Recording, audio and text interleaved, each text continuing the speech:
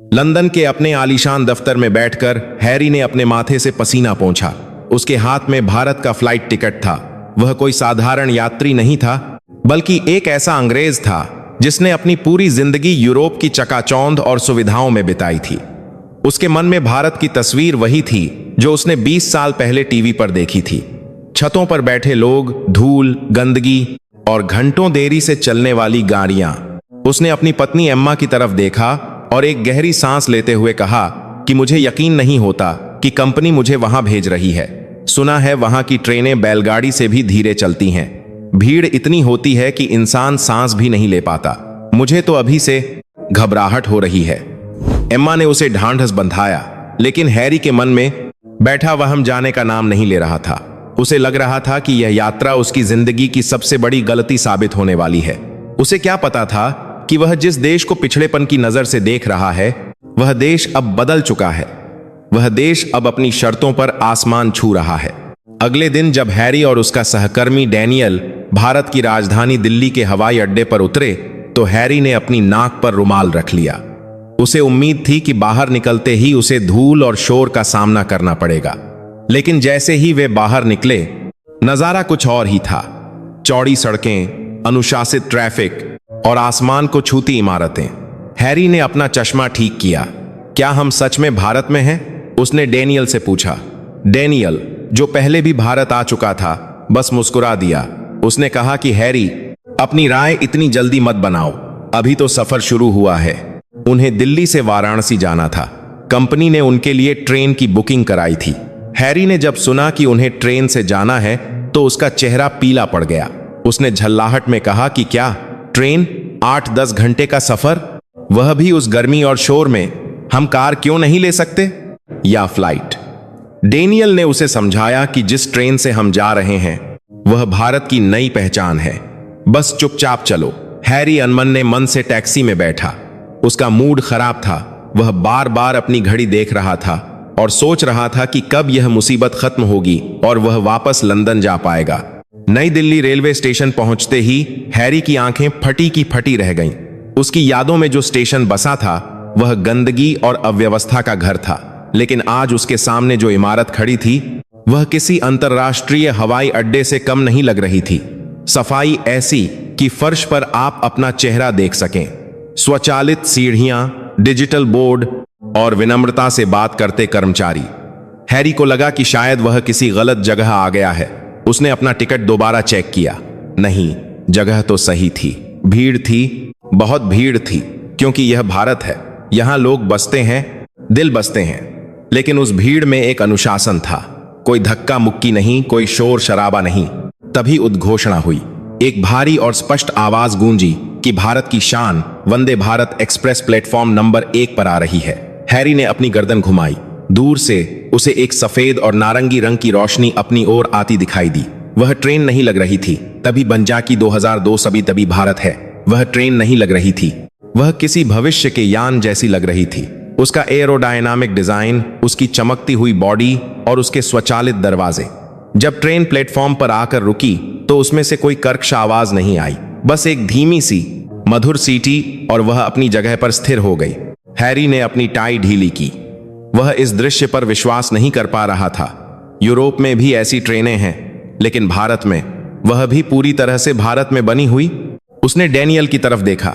Daniel की आंखों में एक चमक थी। उसने हैरी के कंधे पर हाथ रखा और कहा कि स्वागत है नए भारत में मेरे दोस्त। यह ट्रेन किसी विदेशी तकनीक की देन नहीं है। इसे हमारे अपने इंजीनियरों ने, हमारे अपने लोगों ने, हमारी अपनी मिट्टी पर बनाया है। यह आत्मनिर्भर भारत का जीता जागता सबूत है। हैरी चुप था। उसका वहम, उसका अहंकार धीरे धीरे पिघल रहा था, लेकिन अभी भी पूरी तरह खत्म नहीं हुआ था। उसे लगा कि यह सिर्फ दिखावा होगा। अंदर से तो यह वही पुरानी भारतीय रेल होगी। दरवाजे अपने आप खुले। वे अंदर दाखिल हुए। अंदर का नजारा देखकर हैरी को अपनी आंखों पर जोर डालना पड़ा। क्या यह ट्रेन का डिब्बा है या किसी 5 स्टार होटल का कमरा? रोटेटिंग कुर्सियां, बड़ी बड़ी खिड़कियां जिनसे बाहर का नजारा साफ दिखाई दे, और हर सीट पर चार्जिंग पॉइंट।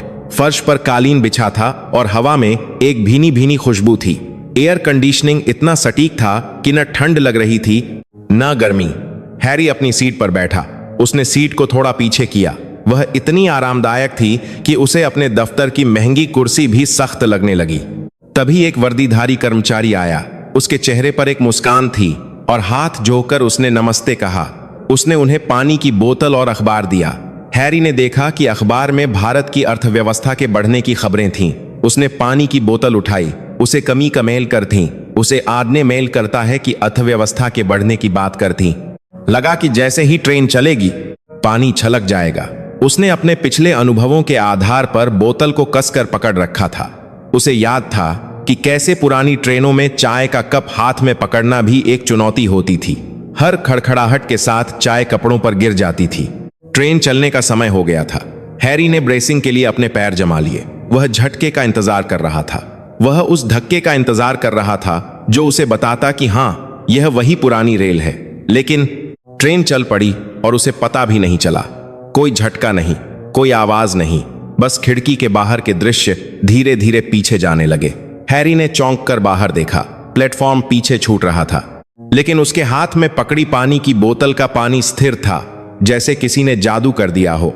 उसने डैनियल की तरफ देखा और फुसफुसाया कि क्या हम चल रहे हैं? डैनियल हंस पड़ा।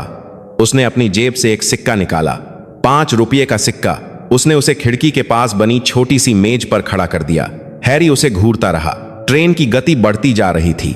डिस्प्ले बोर्ड पर स्पीड का कांटा ऊपर चढ़ रहा था। 100 पर 29 से किलोमीटर प्रति घंटा, 110, 120।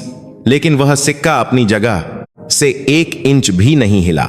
हैरी का मुंह खुला का खुला रह गया। उसने यूरोप की बुलेट ट्रेनों में सफर किया था, लेकिन इतनी स्थिरता, वह भी उस देश में जिसे वह गरीब समझता था। यह कैसे संभव है? हैरी ने अपने आप से सवाल किया। उसका तकनीकी दिमाग यह मानने को तैयार नहीं था। उसे लगा कि शायद पटरियां नई होंगी, लेकिन फिर उसे याद आया कि यह वही पटरियां हैं जिन पर सालों से गाड़ियां दौड़ रही हैं। यह कमाल पटरियों का नहीं, यह कमाल उस इंजीनियरिंग का था जिसे भारत के बेटों ने डिजाइन किया था। उस सस्पेंशन सिस्टम का था जिसे चेन्नई की फैक्ट्री में तैयार किया गया था। यह उस जिद का परिणाम था जिसने ठान लिया था कि हम किसी से कम नहीं हैं। थोड़ी देर बाद नाश्ता आया। हैरी को लगा था कि कोई ठंडा बेस्वाद खाना मिलेगा, लेकिन उसके सामने जो ट्रे रखी गई वह किसी दावत से कम नहीं थी। गर्मा गर्म उपमा, सांभर, वड़ा और साथ में ताजे फल। खाने की खुशबू ने उसकी भूख जगा दी। उसने एक चम्मच खाया। स्वाद ऐसा कि जैसे घर की रसोई में बना हो, शुद्ध, सात्विक और प्रेम से परोसा गया। कर्मचारी ने पूछा कि सर, क्या आपको चाय चाहिए या कॉफी? हैरी ने चाय मांगी। उसे मिट्टी के कुल्हड़ में चाय नहीं, बल्कि एक प्रीमियम कप में चाय मिली, लेकिन उस चाय में भारतीय मसालों की वही पुरानी महक थी। आधुनिकता के साथ परंपरा का यह संगम हैरी के लिए बिल्कुल नया था। खिड़की के बाहर भारत दौड़ रहा था। हरे भरे खेत, किसान, छोटे गांव और उनके ऊपर से गुजरते बिजली के तार। हैरी ने देखा कि बाहर के लोग ट्रेन को देखकर हाथ हिला रहे थे। उनकी आंखों में इस ट्रेन के लिए एक सम्मान था। यह सिर्फ लोहे का डिब्बा नहीं था, यह उनकी आकांक्षाओं का प्रतीक था। हैरी ने महसूस किया कि यह ट्रेन सिर्फ यात्रियों को एक जगह से दूसरी जगह नहीं ले जा रही, बल्कि यह पूरे देश को एक नए दौर में ले जा रही है। उसका ध्यान अपनी सीट के पास लगे टॉक बैक सिस्टम पर गया। उसने पढ़ा कि आपात स्थिति में आप सीधे ड्राइवर से बात कर सकते हैं। सुरक्षा के ऐसे इंतजाम, हर डिब्बे में सीसीटीवी कैमरे, स्वचालित दरवाजे जो तब तक नहीं खुलते जब तक ट्रेन पूरी तरह रुक न जाए। हैरी को याद आया कि लंदन की कई पुरानी ट्रेनों में आज भी यह सुविधा नहीं है। उसे शर्मिंदगी महसूस होने लगी। वह जिस देश को नसीहत देने आया था, वह देश तो तकनीक में उसे पढ़ा रहा था। उसने अपना लैपटॉप खोला। उसे लगा कि शायद इंटरनेट नहीं चलेगा, लेकिन जैसे ही उसने वाईफाई कनेक्ट किया, वह तुरंत जुड़ गया। तेज स्पीड इंटरनेट। उसने अपने बॉस को वीडियो कॉल किया। बॉस ने पूछा कि हैरी, कैसी रही बैलगाड़ी की सवारी? बॉस हंसने लगा। हैरी ने कैमरा घुमाया और ट्रेन का पूरा डिब्बा दिखाया।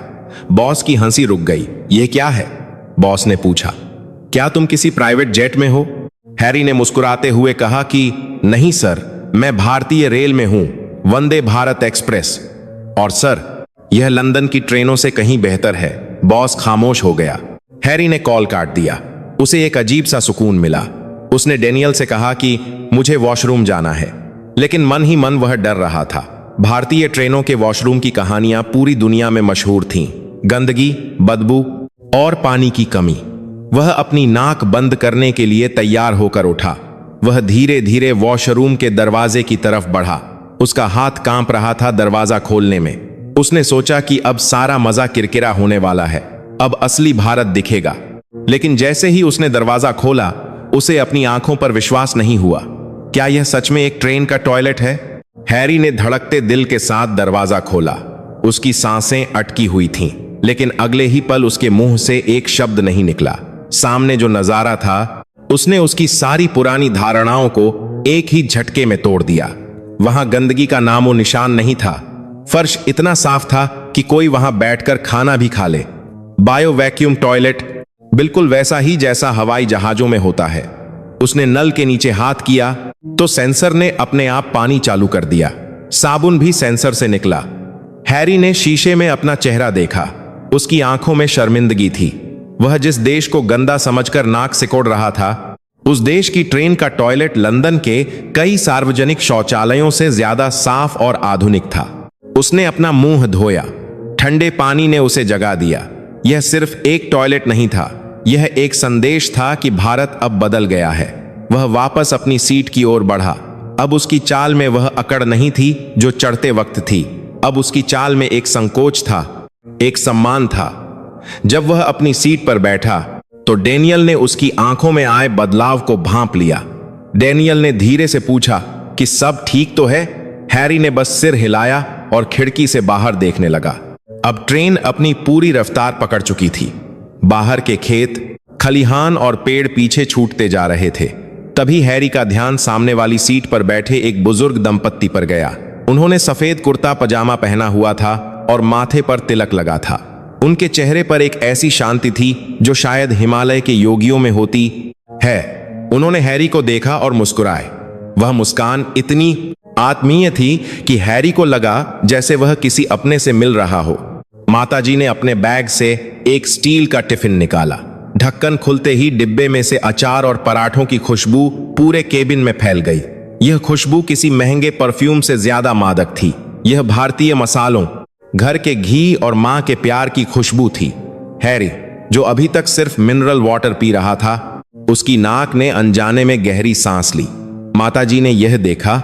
उन्होंने एक पराठा और थोड़ा सा आम का अचार एक कागज की प्लेट पर रखा और हैरी की तरफ बढ़ाया। हैरी झिझका। उसे सिखाया गया था कि भारत में सड़क का या किसी अनजान का दिया कुछ नहीं खाना चाहिए, बीमार पड़ जाओगे। लेकिन उस बुजुर्ग महिला की आंखों में जो आग्रह था, उसे वह ठुकरा नहीं सका। उसने कांपते हाथों से प्लेट ली। डैनियल भी मुस्कुरा रहा था। उसने भी एक टुकड़ा ले लिया। हैरी ने पराठे का एक निवाला तोड़ा और मुंह में डाला। स्वाद का एक विस्फोट हुआ। तीखा, खट्टा, नमकीन और ऊपर से घी की चिकनाई। यह कोई साधारण खाना नहीं था, यह अमृत था। हैरी की आंखों में पानी आ गया। उसने इशारे से पूछा कि यह क्या है। बुजुर्ग ने अपनी टूटी फूटी लेकिन स्पष्ट भाषा में कहा, मेथी का थेपला, गुजरात का नाश्ता। खाओ बेटा, घर का है। बेटा, उस एक शब्द ने हैरी के दिल के किसी कोने को छू लिया। हजारों मील दूर, एक अनजान देश में, एक अनजान ट्रेन में कोई उसे बेटा कह रहा था। उसने सोचा कि लंदन की ट्यूब ट्रेन में लोग एक दूसरे की तरफ देखते भी नहीं हैं, मुस्कुराना तो दूर की बात है। और यहां लोग अपना खाना बांट रहे हैं। उसने महसूस किया कि वंदे भारत सिर्फ लोहे और तकनीक से नहीं बनी है, इसमें भारत की आत्मा भी सफर कर रही है। आधुनिकता ने इनके संस्कारों को नहीं बदला था। बुजुर्ग व्यक्ति, जिनका नाम शायद शर्मा जी रहा होगा, उन्होंने हैरी से पूछा कि आपको हमारी ट्रेन कैसी लगी। हैरी ने अपनी टूटी हुई हिंदी और इशारों में बताया कि यह अद्भुत है। शर्मा जी हंस पड़े। उनकी हंसी में गर्व था।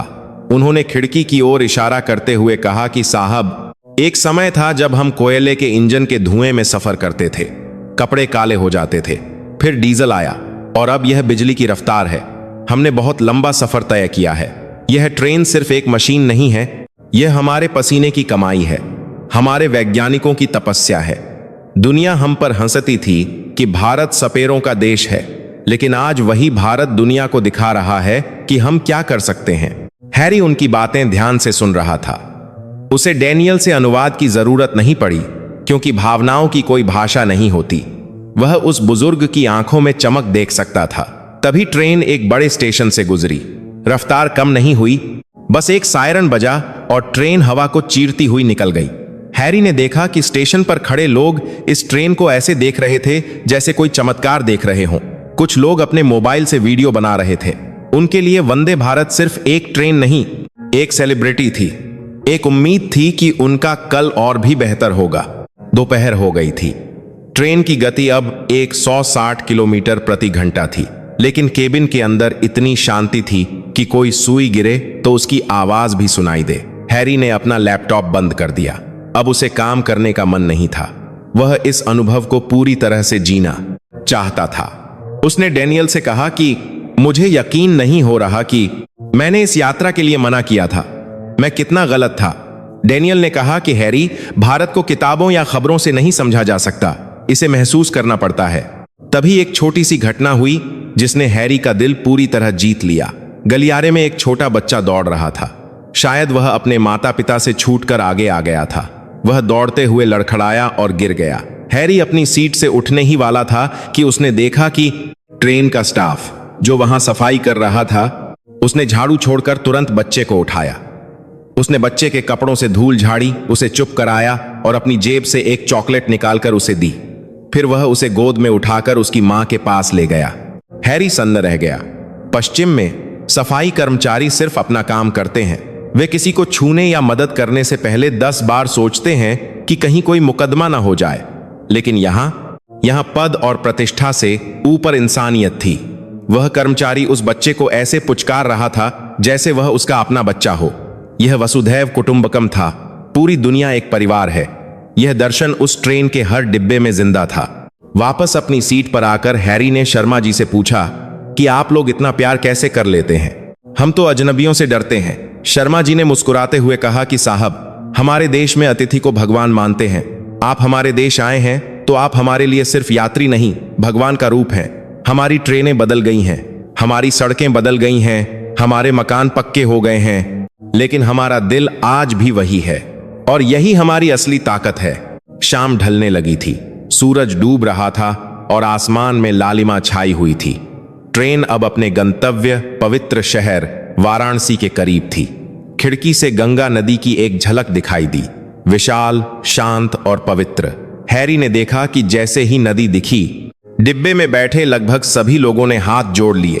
कुछ ने अपनी आंखें बंद कर लीं और प्रार्थना करने लगे। एक आधुनिक विश्व स्तरीय ट्रेन में बैठी यह भीड़ अपनी जड़ों से कितनी गहराई से जुड़ी थी। हैरी को लगा कि विज्ञान और विश्वास का ऐसा संगम दुनिया में कहीं और नहीं मिल सकता। ट्रेन ने उद्घोषणा की कि हम कुछ ही देर में वाराणसी जंक्शन पहुंचने वाले हैं। हैरी ने अपना सामान समेटा। उसका सूटकेस भारी था, लेकिन उसका मन बहुत हल्का हो चुका था।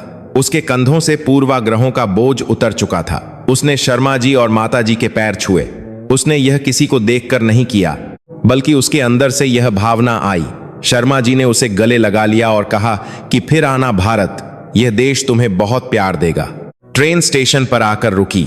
दरवाजा खुला। बाहर की हवा में अगरबत्ती और फूलों की मिली जुली खुशबू थी। हैरी ट्रेन से नीचे उतरा। उसने मुड़कर उस सफेद और नारंगी ट्रेन को देखा। उस पर लगी धूल भी उसे अब बुरी नहीं लग रही थी, बल्कि वह इस लंबे सफर के मेडल जैसी लग रही थी। उसने ट्रेन के लोहे को छुआ, जैसे किसी दोस्त से विदा ले रहा हो। उसने मन ही मन कहा कि शुक्रिया, तुमने न सिर्फ मुझे मंजिल तक पहुंचाया, बल्कि मुझे एक बेहतर इंसान भी बनाया। स्टेशन से बाहर निकलते हुए डैनियल ने पूछा कि अब कैसा लग रहा है? क्या अब भी थकान है? हैरी ने एक गहरी सांस ली और कहा कि थकान? डैनियल, मैं तो अब शुरू हुआ हूं। मुझे और देखना है। मुझे इस देश को और जानना है। मुझे वह सब देखना है जो मैंने अपनी अंधी आंखों से मिस कर दिया था। उसने अपना फोन निकाला और अपनी पत्नी एम्मा को मैसेज किया। उसने लिखा, एम्मा, तुम विश्वास नहीं करोगी, भारत वह नहीं है जो हम सोचते थे। भारत वह है जो हमें होना चाहिए। अगली बार हम साथ आएंगे। होटल की तरफ जाते हुए हैरी ने देखा कि शहर की सड़कों पर भी बदलाव की बहार थी। ई रिक्शा चल रहे थे। डिजिटल पेमेंट के QR कोड हर छोटी दुकान पर लगे थे। एक चाय वाला भी ऑनलाइन पेमेंट ले रहा था। हैरी ने सोचा कि पश्चिम में हम सोचते हैं कि तकनीक हमें एक दूसरे से दूर कर देगी, लेकिन भारत ने तकनीक को अपनाया और उसे अपनी संस्कृति में ढाल लिया। यहां तकनीक ने दूरियां नहीं बढ़ाई, बल्कि सुविधाओं को आसान बनाया। उस रात होटल के कमरे में हैरी को नींद नहीं आ रही थी। वह बार बार उस ट्रेन के सफर के बारे में सोच रहा था। वह स्पीड, वह खाना, वह शर्मा जी की बातें और वह बच्चे को उठाता हुआ कर्मचारी। उसने अपनी डायरी निकाली जो वह हमेशा अपने साथ रखता था, लेकिन बहुत कम लिखता था। आज उसकी कलम रुक नहीं रही थी। उसने लिखा कि आज मैंने दुनिया की सबसे तेज ट्रेन में सफर नहीं किया, लेकिन मैंने दुनिया की सबसे दिलदार ट्रेन में सफर जरूर किया। एक ऐसी यात्रा जिसने मुझे सिखाया कि विकास का मतलब सिर्फ कंक्रीट और स्टील नहीं होता। विकास का मतलब होता है अपनी जड़ों को साथ लेकर उड़ना। अगली सुबह उसकी मीटिंग थी, वही मीटिंग जिसके लिए वह इतनी दूर आया था। लेकिन अब उसके पास कहने के लिए सिर्फ आंकड़ों के अलावा भी बहुत कुछ था। वह अब सिर्फ बिजनेस डील करने नहीं जा रहा था, वह एक ऐसे देश के साथ रिश्ता बनाने जा रहा था जिसका भविष्य सूरज की तरह चमक रहा था। अगली सुबह जब हैरी अपनी बिजनेस मीटिंग के लिए तैयार हुआ तो उसमें एक अलग ही आत्मविश्वास था। पहले वह सोच रहा था कि वह भारतीय व्यापारियों को कैसे समझाएगा, कैसे मोल भाव करेगा। उसे डर था कि कहीं भारतीय पक्ष समय का पाबंद न हो या उनका काम कच्चा न हो। लेकिन वंदे भारत की यात्रा ने उसका नजरिया बदल दिया था। उसने सोचा कि जो देश इतनी बेहतरीन ट्रेन बना सकता है, जो देश इतने अनुशासन से उसे चला सकता है, उस देश के व्यापारी भी किसी से कम नहीं होंगे। मीटिंग हॉल में भारतीय डेलीगेट्स उसका इंतजार कर रहे थे। हैरी ने अंदर कदम रखा और हाथ मिलाते हुए हिंदी में कहा, नमस्ते। यह सुनकर वहां मौजूद सभी लोग हैरान रह गए। हैरी ने अपनी बात शुरू की। उसने अपने लैपटॉप पर आंकड़ों की स्लाइड नहीं खोली, बल्कि उसने अपनी डायरी खोली। उसने कहा कि मैं यहां आपको यह बताने आया था कि हमारी तकनीक कितनी बेहतर है और आपको हमसे क्यों सीखना चाहिए। लेकिन पिछले 24 घंटों में मैंने जो देखा, उसने मुझे यह सोचने पर मजबूर कर दिया है कि असल में सीखने की जरूरत किसे है। कमरे में सन्नाटा छा गया। हैरी ने आगे कहा कि मैंने कल आपकी वंदे भारत ट्रेन में सफर किया। यूरोप में हम गर्व करते हैं कि हमारी ट्रेनें समय पर चलती हैं, लेकिन आपकी ट्रेन में मैंने देखा कि समय की पाबंदी के साथ साथ एक आत्मा भी है। मैंने समय की पाबंदी की है कि समय की पाबंदी के बाद की समय की बात देखा कि कैसे एक सफाई कर्मचारी एक गिरते हुए बच्चे को अपने बच्चे की तरह संभालता है। मैंने देखा कि कैसे एक अजनबी अपना खाना बांटता है। यह सिर्फ इंफ्रास्ट्रक्चर नहीं है, यह एक संस्कृति है और मैं ऐसी ही संस्कृति के साथ व्यापार करना चाहता हूं। मीटिंग बहुत सफल रही। जिस डील को फाइनल होने में महीनों लगने वाले थे, वह कुछ ही घंटों में तय हो गई।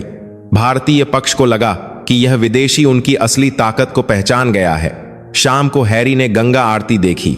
दीपों की रोशनी में उसने महसूस किया कि भारत सिर्फ एक बाजार नहीं है, भारत एक ऊर्जा है, एक ऐसी ऊर्जा जो सदियों से जल रही है और अब पूरी दुनिया को रोशन करने के लिए तैयार है। एक हफ्ते बाद हैरी लंदन वापस लौटा।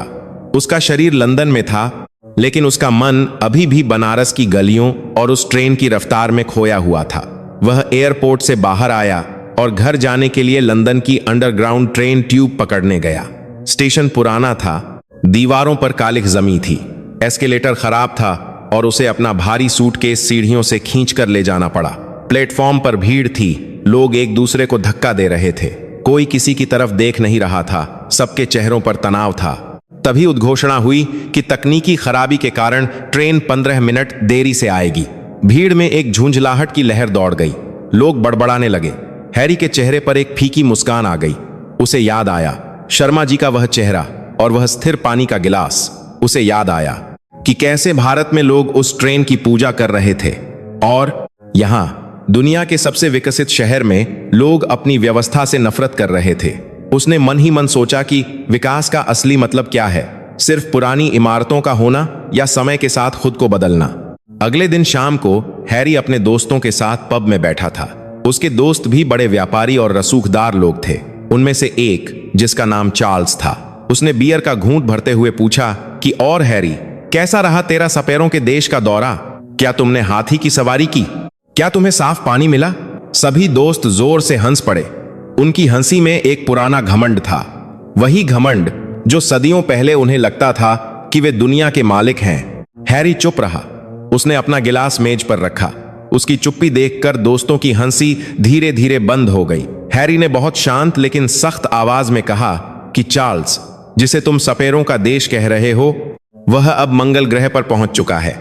और रही बात सवारी की, तो मैंने एक ऐसी सवारी की है जिसका सपना हम यहां लंदन में बैठकर भी नहीं देख सकते।